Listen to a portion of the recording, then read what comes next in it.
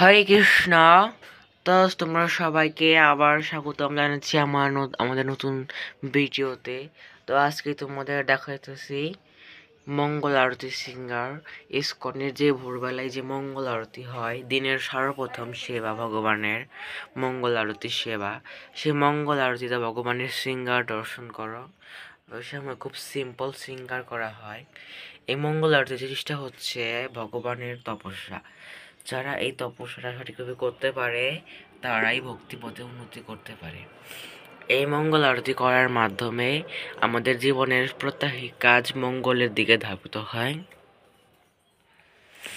তো মঙ্গল আরতি করা খুবই জরুরি। মঙ্গল আরতি না করলে কোনো কাজই তোমার সঠিকভাবে সম্পন্ন হবে না। তাই ইসকনের সবাইকে প্রত্যেক দিন মঙ্গল আরতি করতেই হবে, এটা হচ্ছে একদম মাস্ট।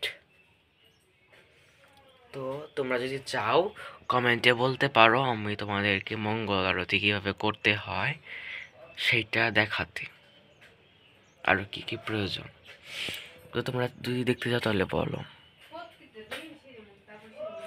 তো মঙ্গল আরতি বিশেষ কিছু দেওয়া হয়, বিশেষ সেবাই করা হয়, কারণ ওই সময় ভগবানকে মিষ্টি জাতীয় ভোগ দেওয়া হয়। তো আমি তোমাদের বেসিক জিনিসটি বলবো যে মঙ্গল আরতিতে কী করা হয়।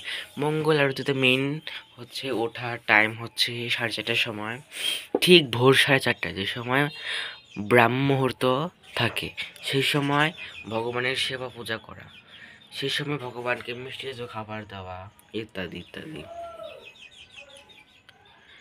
তো সিম্পল দিন মাধ্যমে বলতেছি যে ওই সময় বেশি কিছু লাগে না, লাগবে হচ্ছে একটি ধূপদানি, আগরবাতি, প্রদীপ, শঙ্খ, জল শঙ্খ, তারপরে হচ্ছে রুমাল 2টি, হ্যাঁ, তারপরে এক থালা পুষ্প, চামর, ময়ূর পাখা, এইসব দিয়ে ভগবানের মঙ্গল আরতিতে সেবা পূজা করা হয়।